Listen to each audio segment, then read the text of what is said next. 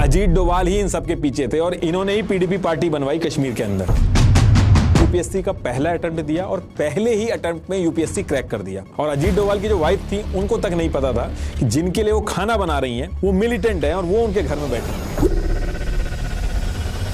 डोभाल जो हैं वो दाऊद इब्राहिम को इसलिए पकड़ना चाहते थे ताकि वो पावर में आ सकें। मोदी जी ने अजीत डोभाल को गुजरात में इनवाइट किया। कांग्रेस बिल्कुल भी खुश नहीं था अजीत डोभाल से और इसका नुकसान आगे चल के अजीत डोभाल को होता है। अजीत डोभाल आतंकियों को काउंटर करने के लिए ऑफिशियल पोस्ट पे हैं। दूसरी तरफ उनका बेटा एक पाकिस्तानी के साथ बिजनेस कर रहा है। कांग्रेस के जयराम रमेश को अजीत डोभाल के बेटे विवेक डोभाल से माफी मांगनी पड़ती है। अजीत डोभाल आरएसएस के एकनाथ रानाडे की ऑर्गेनाइजेशन विवेकानंद केंद्र की मदद से अजीत डोभाल दिल्ली के होटल में छोटा राजन के इन शूटरों के साथ बैठ के प्लानिंग कर रहे थे। इसी टाइम पे अरविंद केजरीवाल, किरण बेदी, अन्ना हजारे ये सब अजीत डोभाल के साथ में मिलकर सेमिनार करते हैं। देखिए 20 जनवरी 1945 का दिन था और इस दिन उत्तराखंड के पौड़ी गढ़वाल में जहां मेजर जीएन डोभाल रहते थे इनके घर में अजीत डोभाल जी का जन्म होता है। और अजीत डोभाल के जो फादर थे वो मेजर थे आर्मी में और इनकी जो मदर थी वो यूपी के फॉर्मर सीएम एचएन बहुगुणा की चचेरी बहन थी। अब क्योंकि इनके फादर आर्मी में थे तो आगे चल के उनका ट्रांसफर राजस्थान में हुआ तो अजीत डोभाल जो थे वो भी वहीं अजमेर राजस्थान के इंडियन मिलिट्री बोर्डिंग स्कूल से ही अपनी स्कूलिंग पूरी करते हैं। और फिर इसके बाद ईयर 1967 में इन्होंने आगरा यूनिवर्सिटी से इकोनॉमिक्स में मास्टर डिग्री ली और उसके अगले ही साल ईयर 1968 में यूपीएससी का पहला अटेम्प्ट दिया और पहले ही अटेम्प्ट में यूपीएससी क्रैक कर दिया। उस समय ये 22 साल के थे। अब आईपीएस में सिलेक्शन होने के बाद इनकी ट्रेनिंग वगैरह हुई और उसके बाद ये केरला के कोट्टयम डिस्ट्रिक्ट में एएसपी बन जाते हैं। अब जब ये एएसपी बने केरला में तो उसके कुछ ही दिन बाद 28 दिसंबर 1971 को एक ऐसा इंसिडेंट होता है जिसकी वजह से अजीत डोभाल बहुत ही कम टाइम में फेमस हो जाते हैं। एक्चुअली हुआ क्या था कि केरला की कन्नौज डिस्ट्रिक्ट के थलासेरा में इस दिन नूर जहां एक होटल था वहां पे फर्स्ट फ्लोर से एक आदमी ने जूता फेंक दिया था और इसको लेके दो रिलीजियस ग्रुप में लड़ाई हो जाती है।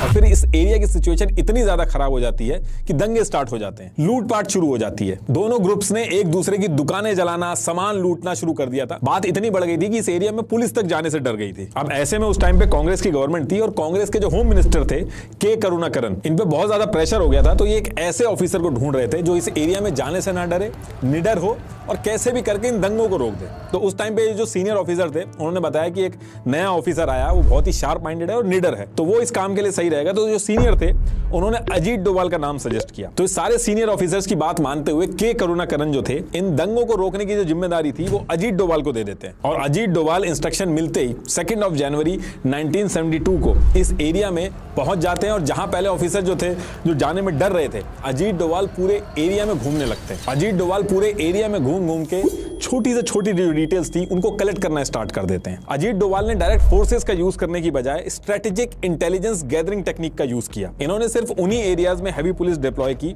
जहां से सारा का सारा ये जो दंगे हो रहे थे उनका कोऑर्डिनेशन चल रहा था। और ये करने के बाद इन्होंने लाठी डंडों का यूज करे बिना इन्होंने क्या किया, इन्होंने जो दोनों ग्रुप्स के जो लीडर थे, जो लीड कर रहे थे इस पूरे दंगों को, उनको आइडेंटिफाई किया और फिर खुद जाके उन लीडर से बात करी, नेगोशिएशन स्टार्ट करवाया। और इनसे बात करने के बाद इनको मेन रीजन समझ में आया कि लोग जो उनका सामान लूटा गया उसको लेके बहुत ज्यादा गुस्सा है। और इसके बाद अजीत डोभाल ने क्या किया, ये सारा सामान ढूंढने के बाद दोनों ग्रुप्स के जो सामान थे वो एक दूसरे के वापस करवाए। और ये जो दंगे थे जो इतने दिन से चल रहे थे इनको एक ही वीक में बिना किसी वायलेंस के खत्म कर दिया। Farmer director general of police Alexander Jacob ने इन दंगों पे रिपोर्ट बनाई थी और जब ये रिपोर्ट वापस आई तो अजीत डोभाल की जो स्ट्रेटेजी थी उसकी काफी तारीफ हुई और ये काफी फेमस भी हुए। उस टाइम पे दिल्ली तक इनके बारे में बात स्टार्ट हो गई थी। उस टाइम पे कांग्रेस की सरकार थी और इंदिरा गांधी जी जो थी वो पीएम थी।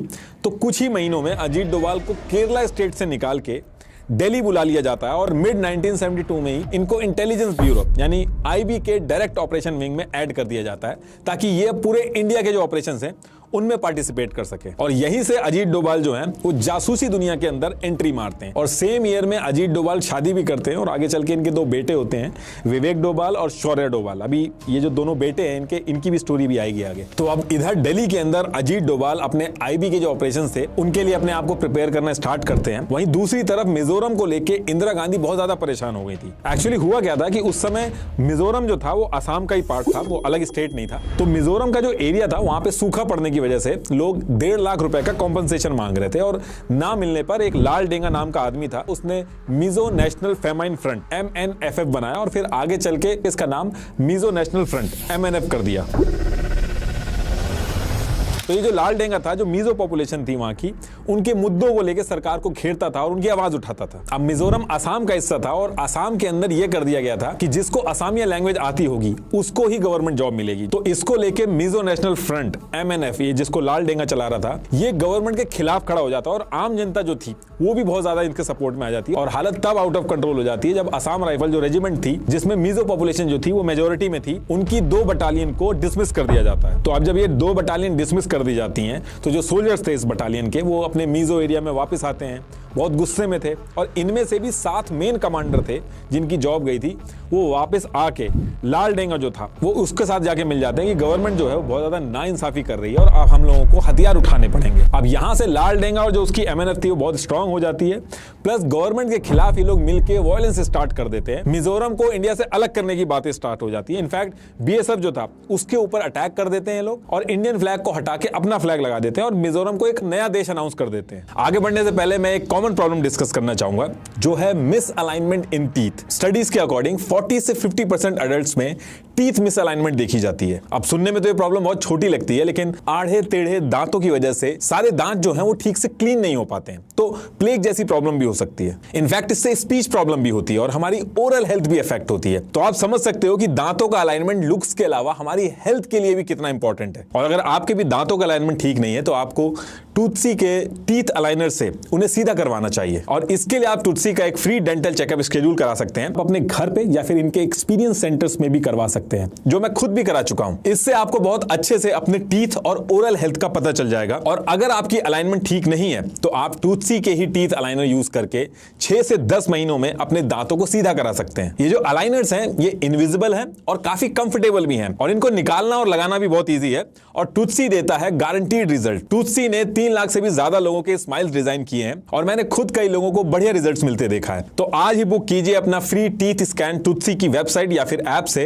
Link is in the description. तो टॉपिक पे वापस आते हैं। अब गवर्नमेंट के सामने सबसे बड़ी दिक्कत ये थी कि जो लोकल पॉपुलेशन थी उनका सपोर्ट MNF को बहुत ज्यादा था और ये जो 7 कमांडर थे इनको भी बहुत ज्यादा था। अब इंडियन गवर्नमेंट के सामने सबसे बड़ा चैलेंज ये आ रहा था कि जो लोकल पॉपुलेशन थी उनका सपोर्ट इस MNF, ये जो लाल डेंगा वाला MNF था, इनको बहुत ज्यादा था और अगर वो कोई मिलिट्री एक्शन भी लेते थे तो वो बैकफायर करता था इंडियन गवर्नमेंट को। तो ये एक बहुत कॉम्प्लिकेटेड सिचुएशन बन गई थी और इस कॉम्प्लिकेटेड सिचुएशन से निपटने के लिए अजीत डोभाल को मिजोरम के अंदर भेजा जाता। IB के एक फॉर्मर डायरेक्टर थे, उन्होंने कहा था कि अजीत डोभाल को भेजा नहीं गया था, बल्कि उन्होंने खुद से कहा था कि मुझे भेजो वहां पे, मैं सारी चीजें वहां पे सही कर दूंगा। तो फिर इससे निपटने के लिए अजीत डोभाल को IB की local unit subsidiary intelligence bureau SIB का हेड बना के भेजा जाता है मिजोरम के अंदर। अब अजीत डोभाल जो थे वो मिजोरम में पहुंचने के 1 वीक के अंदर ही सारी छोटी से छोटी डिटेल्स इकट्ठी करना स्टार्ट कर देते हैं और इनको ये पता चलता है कि ये जो लाल डेंगा है इसकी सारी की सारी पावर इन 7 कमांडर की वजह से ही है और ये जो 7 कमांडर है और जो लाल डेंगा है इनके आपस में कुछ बन नहीं रही है, इनका कुछ कंफ्लिक्ट चल रहा है। और ये 7 कमांडर थे, इन्होंने अपना जो बेस बना रखा था वो म्यांमार की पहाड़ियों पे बना रखा था। तो अब यहां से अजीत डोभाल क्या करते हैं, वो एक स्पाई एजेंट बन के इन पहाड़ियों पे पहुंच जाते हैं। अब धीरे धीरे ये जो 7 कमांडर थे इनसे बात करना स्टार्ट करते हैं, इनका ट्रस्ट जीत लेते हैं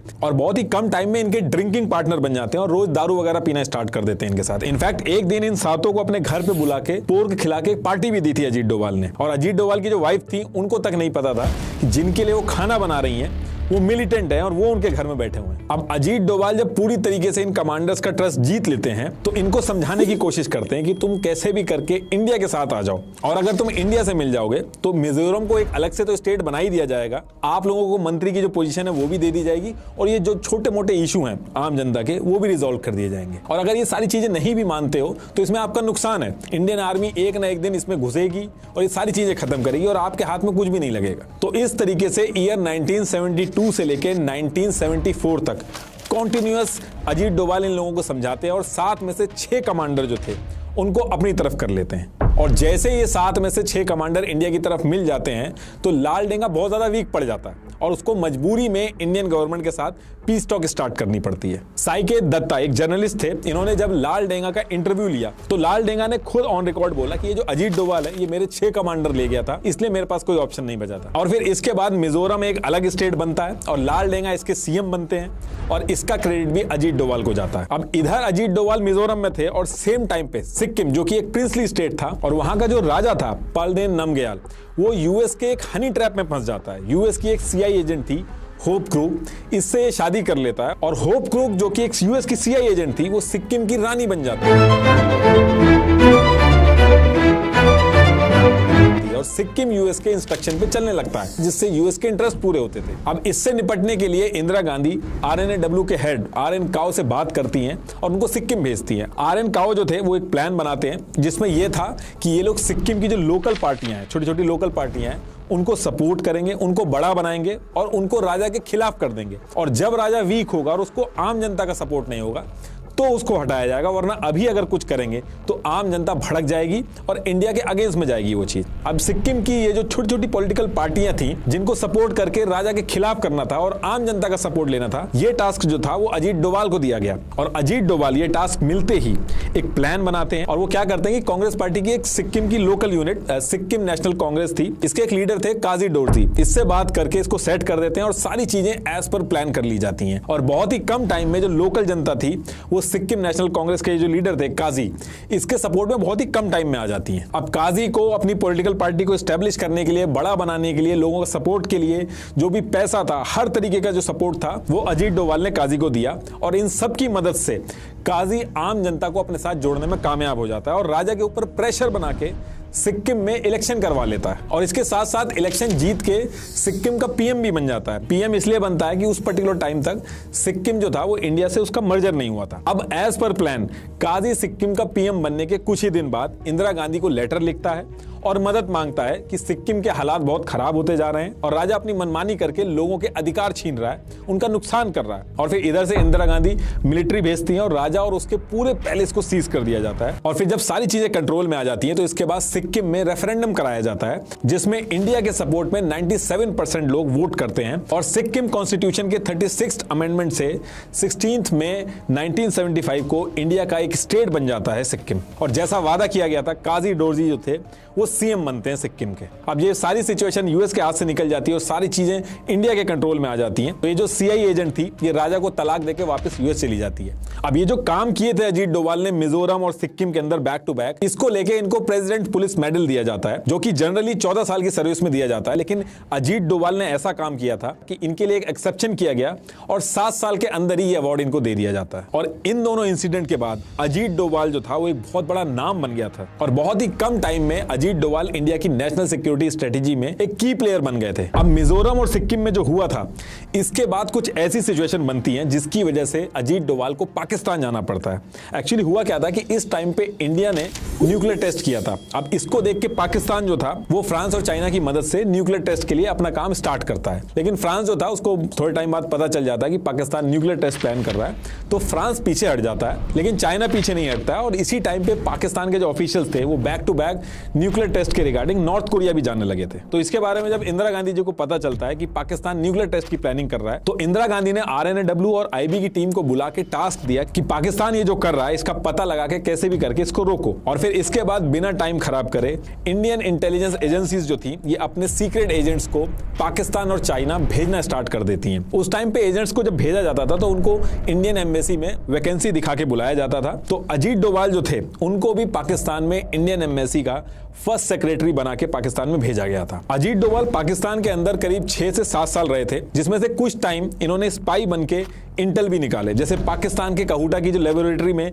न्यूक्लियर प्रोग्राम चल रहा था तो उस एरिया में ये बेगर बन के घूमते थे। जो हमारी आरएनएडब्ल्यू वाली वीडियो थी जिसमें हमने बार्बर शॉप से बाल उठा के इंडिया भेजने वाला इंसिडेंट बताया और पाकिस्तान की न्यूक्लियर टेस्ट लैब में जो अपना बंदा प्लांट कर दिया था जो पैसे मांग रहा था, तो इन सारे इंसिडेंट में अजीत डोभाल भी इन्वॉल्व थे आरएनएडब्ल्यू के साथ। जितने टाइम अजीत डोभाल पाकिस्तान में रहे बहुत सारे ऑपरेशन में इंडिया की हेल्प हुई और इस पूरे टाइम जब ये पाकिस्तान में रहे तो ये 2 बार पकड़े भी गए थे। एक बार ये इस्लामाबाद की फेमस औलिया की जो मजार थी वहां जा रहे थे तो एक आदमी ने रोक के इनके कान की पियर्सिंग को लेके पूछा था। दूसरा, लाहौर में कवाली सुनते टाइम एक आदमी ने इनको बोला था कि तुम्हारी नकली दाढ़ी गिरने वाली है। तो ये 2 इंसिडेंट हुए थे और बाकी टाइम ये बैक टू बैक अपने इंटेल प्रोवाइड करते थे। अब इसके बाद इंडिया के अंदर भी बहुत सारी उथल पुथल चल रही थी। भिंडर वाले इंसिडेंट को लेके ऑपरेशन ब्लू स्टार हो चुका था और जिस तरीके से गोल्डन टेंपल का नुकसान हुआ था, इसको लेके सिख कम्युनिटी बहुत ज्यादा गुस्से में थी। गवर्नमेंट बैकफुट पे थी। इंदिरा गांधी जी की जान जा चुकी थी और इससे पहले कि गवर्नमेंट को समझ पाती, कुछ ही टाइम बाद ईयर 1988 में दोबारा से सेम इंसिडेंट होता है जैसे ऑपरेशन ब्लू स्टार के टाइम पे हुआ था कि मिलिटेंट्स गोल्डन टेंपल के अंदर पहुंच गए थे। ठीक वैसे ही दोबारा ईयर 1988 में खालिस्तानी कमांडो फोर्स, भिंडर वाले tiger force of Khalistan, Babbar Khalsa के मिलिटेंट गोल्डन टेंपल के रूम नंबर 14 में आके बैठ गए थे। और इस बार मिलिटेंट्स को पता था कि गवर्नमेंट अंदर घुस के ऑपरेशन नहीं कर सकती, क्योंकि इससे पहले जो उसने ऑपरेशन किया था उसको लेके उसको बहुत खामियाजा भुगतना पड़ा था। तो इस टाइम पे राजीव गांधी पीएम थे, वो दोबारा से कोई भी गलती नहीं करना चाहते थे और उन्होंने कहा कि जो मिलिटेंट्स टेंपल के अंदर घुस गए इनको कैसे भी करके निकालना है, सिचुएशन को कंट्रोल में करना है, लेकिन कोई भी गोल्डन टेंपल के अंदर नहीं जाएगा, ना ही कोई अटैक करेगा। तो इधर ये जो सारी चीजें चल रही थी, इसी टाइम पे अजीत डोवाल जो थे वो पाकिस्तान में थे और वो सारे इंटेल जो पंजाब से रिलेटेड थे वो बैक टू बैक पंजाब में जो एजेंसीज लगी हुई थी उनको भेज रहे थे। तो फिर जब ये डिसाइड होता है कि यहाँ पे इन लोगों को निकालना है, एक ऑपरेशन करना है, तो अजीत डोवाल को वापस बुलाया जाता है और जो पूरा ऑपरेशन था इसका हेड केपीएस गिल और अजीत डोवाल को बनाया जाता है और इस पूरे ऑपरेशन को ऑपरेशन ब्लैक थंडर नाम दिया जाता है। गोल्डन टेंपल के चारों तरफ जो सीआरपीएफ थी उन्होंने घेर रखा था, पोजीशन ले रखी थी, लेकिन आगे करना क्या है ये किसी को नहीं पता था। तो अब अजीत डोवाल क्या करते हैं, एक रिक्शे वाले का गेटअप लेके गोल्डन टेंपल के आसपास घूमने लगते हैं। बैक टू बैक जितनी भी इंफॉर्मेशन होती है गोल्डन टेंपल के पास में जाके वो सारी लेते रहते हैं। अब इसके कुछ दिन बाद अजीत डोवाल डिसाइड करते हैं कि गोल्डन टेंपल के अंदर जाए बिना ये जो ऑपरेशन है, ये जो डिफिकल्ट ऑपरेशन है, इसको पूरा करना बहुत मुश्किल होगा, क्योंकि अंदर जाए बिना, उनकी एग्जैक्ट लोकेशन पता करे बिना ये ऑपरेशन पूरा नहीं हो सकता। अब क्योंकि वो पाकिस्तान में पहले से ही रह चुके थे, उनकी उर्दू बहुत अच्छी थी, वहां का लहजा बहुत अच्छा था, तो वो अंदर जाते हैं, मिलिटेंट से जाके बात करते हैं और उनसे कहते हैं कि उनको पाकिस्तान की आईएसआई ने भेजा है उनकी मदद करने के लिए। कई सारी चीजों पे मल्टीपल बात करने के बाद वो मिलिटेंट्स को कन्विंस कर लेते हैं कि वो पाकिस्तान से ही हैं और अंदर जाने के बाद वो उल्टा मिलिटेंट्स को बताते हैं कि इस पोजीशन पे ऑफिसर्स खड़े हैं और इस बार गवर्नमेंट बुरी तरीके से डरी हुई है और इस बार ये लोग कुछ नहीं कर पाएंगे। और ये सारी डिटेल जब उनको पता चल रही थी मिलिटेंट्स को, तो वो बहुत खुश होते हैं कि इसी बहाने उनको गोल्डन टेंपल के बाहर की इंफॉर्मेशन भी मिल रही है। तो ये सारी चीजें करके अजीत डोभाल जो थे वो गोल्डन टेंपल के अंदर और बाहर आना जाना स्टार्ट कर देते हैं और मिलिटेंट्स को भी कोई दिक्कत नहीं थी। उनको लगता था कि ये जो आदमी है यानी कि अजीत डोभाल, ये बाहर की इंफॉर्मेशन इन तक पहुंचा रहे हैं जिससे उनकी मदद होगी और उनका ऑपरेशन और अच्छे से होगा। अब इसके बाद अजीत डोभाल ने जब सारी पोजीशंस और डिटेल्स अंदर की इकट्ठी कर ली, उसके बाद वो एनएसजी कमांडो को बुलाने के लिए कहते हैं और सेम डे रात में ही IL-76 प्लेन से एनएसजी कमांडो को बुला लिया जाता है और पुलिस की वर्दी में बुलाया जाता है और जो सीआरपीएफ पहले से खड़ी थी उनको रिप्लेस करके उनकी जगह एनएसजी कमांडो आ जाते हैं। अब इसके बाद अजीत डोभाल एनएसजी की जो टीम थी उनको बता दे कि अंदर मिलिटेंट किस लोकेशन पे हैं, कितने हैं, कौन उनमें से लीडर है, प्लान क्या है, सारी चीजें समझा देते हैं। और इसके साथ साथ अजीत डोभाल एक चीज और करते हैं कि अंदर गर्मी बहुत ज्यादा थी तो वो पानी, फूड, इलेक्ट्रिसिटी इसको काट देते हैं और प्लान ये बनाया जाता है कि जब मिलिटेंट्स पानी पीने के बहाने बाहर आएंगे तब उनको निशाना बना के मार दिया जाएगा। और जब ये सारी चीजें हो जाती हैं तो 15 मई को मिलिटेंट्स का टॉप कमांडर जागीर सिंह पानी पीने के लिए बाहर निकलता है और जैसे ही वो बाहर निकलता है वहीं पे स्नाइपर उसको गोली मार देते हैं। तो जिस तरीके से पीने के लिए पानी नहीं था, इलेक्ट्रिसिटी नहीं थी, गर्मी बहुत थी और बहुत ज्यादा दिन हो गए थे, इनफैक्ट उनका जो लीडर था उसको भी मार दिया गया था, तो अंदर जो मिलिटेंट्स थे उनका जो मोराल था वो टूट गया था। दूसरी तरफ अजीत डोभाल जो थे वो अंदर भी जा रहे थे और बाहर भी आ रहे थे, तो अंदर जाके उन्होंने मिलिटेंट्स को समझाया कि इस पर्टिकुलर टाइम पे सरेंडर करना सबसे बढ़िया डिसीजन रहेगा, बाकी सरेंडर करने के बाद हम आगे का भी नेक्स्ट प्लान बना सकते हैं। मल्टीपल डिस्कशन के बाद अजीत डोभाल इन सारे मिलिटेंट्स को सरेंडर करने के लिए कन्विंस कर लेते हैं और फिर 18 मई को सारे जो मिलिटेंट्स थे वो सरेंडर कर देते हैं। बिना हथियार के इतने लोगों को सरेंडर करवाना ये कोई आसान नहीं था और गलती से भी अगर थोड़ा सा भी शक हो जाता अंदर जब जा रहे थे अजीत डोभाल तो उनकी जान जाना तय था। लेकिन इतना बड़ा रिस्क लेके पूरे ऑपरेशन को अच्छे से करने के लिए अजीत डोभाल की बहुत तारीफ होती है। तो ये जो ऑपरेशन था इसको खत्म होने के बाद अजीत डोभाल जो थे वो ईयर 1992 में लंदन की एम्बेसी में भेज दिया जाता है उनको और कई सालों तक अजीत डोभाल वहीं पे ही रहकर अलग अलग ऑपरेशन में हेल्प करते हैं इंडिया की। और इधर इंडिया के अंदर ईयर 1998 में इंडिया में गवर्नमेंट चेंज हो जाती है और बीजेपी की गवर्नमेंट आ जाती है। और इसके एक साल बाद यानी कि ईयर 24 दिसंबर 1999 में इंडियन एयरलाइन का प्लेन IC-814 नेपाल एयरपोर्ट से दिल्ली एयरपोर्ट जा रहा था। करीब 170 से 180 पैसेंजर थे और जैसे ही ये प्लेन इंडियन एयर स्पेस में पहुंचता है तो एक आतंकी ग्रुप था हरकत उल मुजाहिदीन, इसके 5 पाकिस्तानी आतंकी एयरप्लेन को हाईजैक कर लेते हैं। अब हाईजैक करने के बाद एग्जैक्टली कहां ले जाना था ये तो उस पर्टिकुलर टाइम पे क्लियर नहीं था, लेकिन ये जो प्लेन का पायलट था इसको पाकिस्तान की तरफ मोड़ने के लिए कहते हैं, लेकिन पायलट जो था वो कहता है कि इतना फ्यूल ही नहीं है। तो ये लोग थोड़ी देर तक डिस्कस करने के बाद ये डिसाइड करते हैं कि पहले इस प्लेन को अमृतसर में लैंड करा के फ्यूल भरवा लिया जाएगा, उसके बाद जाया जाता है, क्योंकि पैसेंजर तो इन्हीं के पास में थे तो ये बहुत कॉन्फिडेंट थे कि गवर्नमेंट कुछ कर नहीं पाएगी। तो एज पर प्लान ये लोग अमृतसर में ये प्लेन को उतार देते हैं, लेकिन टाइम बहुत ज्यादा लगने लगता है और इनको शक भी होता है कि इंडियन गवर्नमेंट शायद कुछ प्लान कर रही है। फिर अमृतसर से ये प्लेन उड़ा के पाकिस्तान में लैंड करवाते हैं, फिर वहां की गवर्नमेंट जब नहीं मानती है तो दुबई में लैंड करवाते हैं, फिर वहां से रिफ्यूल करवा के 25 दिसंबर 1999 को अफगानिस्तान के कांधार में उतार देते हैं। अब इंडिया को जब इसके बारे में पता चलता है तो इंडियन एम्बेसी के एक ऑफिसर जो कि इस्लामाबाद में पोस्टेड थे, AR घनश्याम, इंडियन गवर्नमेंट इनको कांधार में भेज के वहां की गवर्नमेंट से कोऑर्डिनेट करके इस हाईजैक की डिटेल्स पता लगाने को कहती है कि प्लेन कहां पे लैंड है, इनकी डिमांड क्या है, ये सारी चीजें पता करने को कहती है। और ये जो आतंकी थे ये AR घनश्याम से बोलते हैं कि इंडियन गवर्नमेंट को बोल दो कि एक टीम बना के हमारे पास भेजें जिससे हम अपनी डिमांड जो है वो सारी चीजें डिस्कस कर सके। तो ये AR घनश्याम जब ये सारी चीजें इंडियन गवर्नमेंट को बताते हैं तो इंडियन गवर्नमेंट बिना टाइम गवाए 7 नेगोशिएटर मेंबर की एक टीम बना के कांधार भेज देती है और इस टीम में जानबूझ के अजीत डोभाल को रखा जाता है। एक तो ये रीजन था कि ईयर 1971 से लेके 1999 के बीच में 15 से ज्यादा हाईजैकिंग में जो नेगोशिएटर का काम था वो अजीत डोभाल ने किया था। दूसरा, इंडियन गवर्नमेंट को इनके ऊपर बहुत ज्यादा भरोसा था कि इस सिचुएशन को किसी न किसी तरीके से संभाल लेंगे। अब ये टीम कांधार पहुंचती है और अजीत डोभाल नेगोशिएशन करना स्टार्ट करते हैं। आतंकी बार बार अपनी डिमांड चेंज कर रहे थे तो पहले तो अजीत डोभाल कहते हैं कि आप एक डिमांड पर टिके रहिए वरना ऐसे तो सिचुएशन खराब हो जाएगी। तो इसके बाद आतंकी एक पेपर पे लिख के अपनी सारी डिमांड प्लेन से बाहर फेंक देते हैं।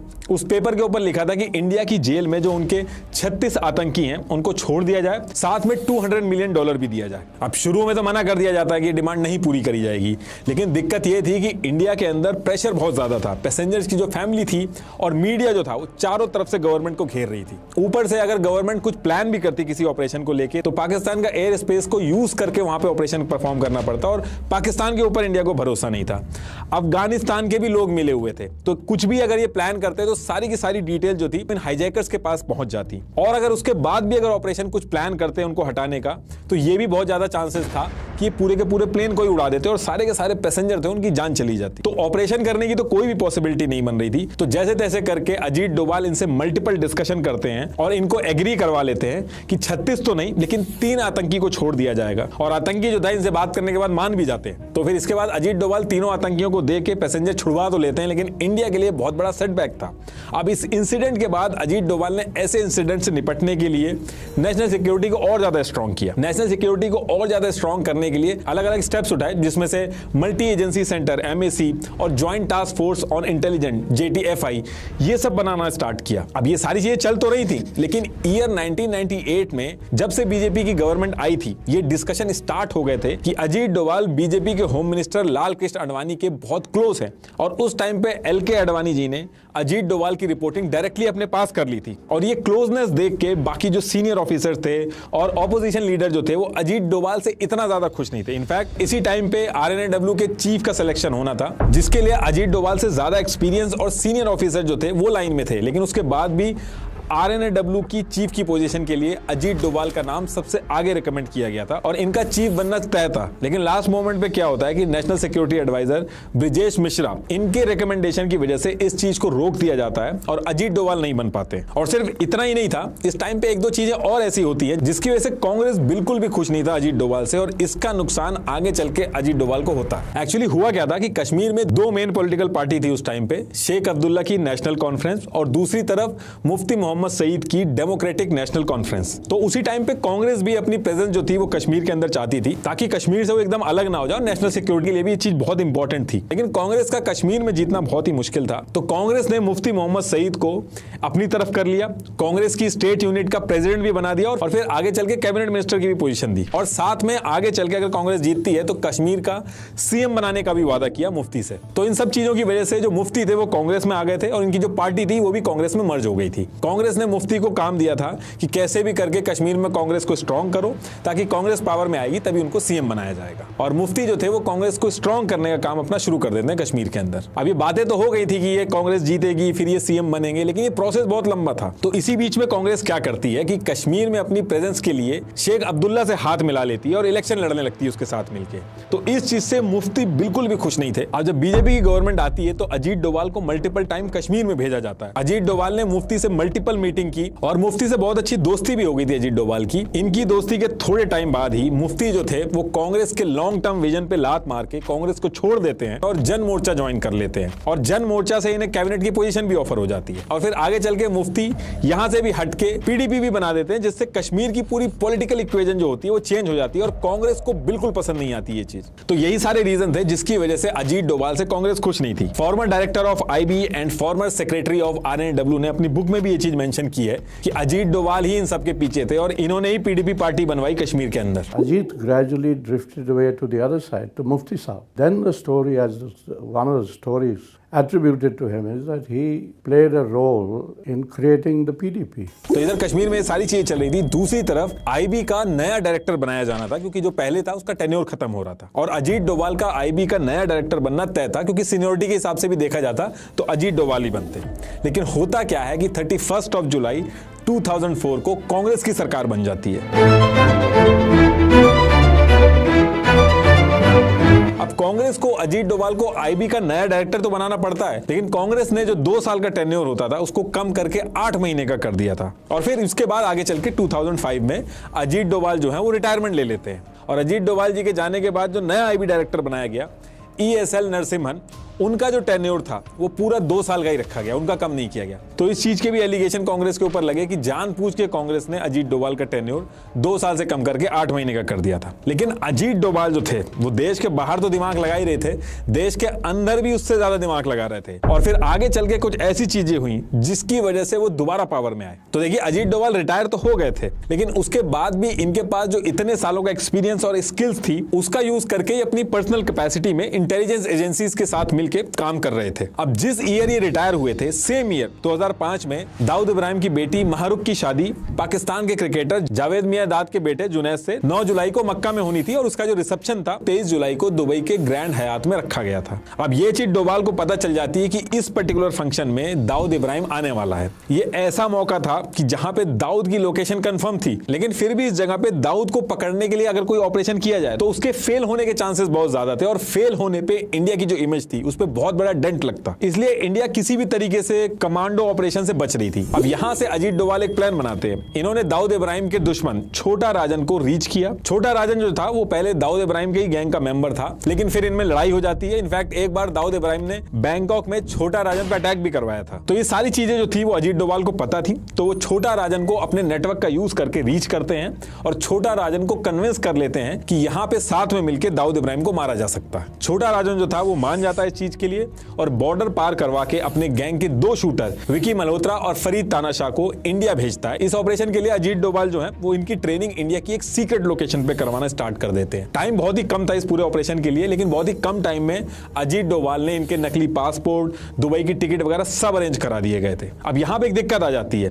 मुंबई पुलिस जो थी ये शूटर विकी मल्होत्रा और फरीद तानाशाह को पहले से ही पकड़ने की कोशिश कर रही थी और मुंबई पुलिस के कुछ सीनियर ऑफिसर को अजीत डोभाल के इस ऑपरेशन के बारे में पता चल जाता है। कुछ लोगों का यह भी कहना होता है कि दाऊद इब्राहिम ने ही इस पर्टिकुलर चीज इन दोनों शूटरों के बारे में मुंबई पुलिस को बताया था ताकि इस चीज से निपटा जा सके। तो होता क्या है कि ये जो शूटर्स थे, दुबई भेजने से पहले अजीत डोभाल दिल्ली के एक होटल में इन शूटर्स को फाइनल ब्रीफ दे रहे थे कि जो वहां पे होटल होगा उसका लेआउट क्या है, बिल्डिंग कैसी होगी, कैसे एंटर करना है, मारना कैसे है दाऊद को, ये सारी चीजें समझा रहे थे। तो अजीत डोभाल दिल्ली के होटल में छोटा राजन के इन शूटरों के साथ बैठ के प्लानिंग कर रहे थे। इसी टाइम पे मुंबई पुलिस के क्राइम ब्रांच के डेप्यूटी कमिश्नर धनंजय कमलाकर और IPS officer Meera Borwankar same hotel में पहुंच जाती हैं और कहते हैं कि विकी और फरीद यहाँ पे नेताओं को मारने आए हैं, ये तो पहले से ही मोस्ट वांटेड हैं, इसलिए इनको हमें अरेस्ट करना होगा। अब यहाँ से अजीत डोभाल और इन लोगों में बहुत बहसा-बहसी भी शुरू हो जाती है। अजीत डोभाल बहुत समझाने की कोशिश करते हैं इन्हें, लेकिन ये लोग मानते नहीं है। अब अजीत डोभाल उस पर्टिकुलर टाइम पे किसी ऑफिशियल पोजीशन पे नहीं थे, तो उनकी और नहीं चल पा रही थी। तो ये लोग इन शूटरों को गिरफ्तार करके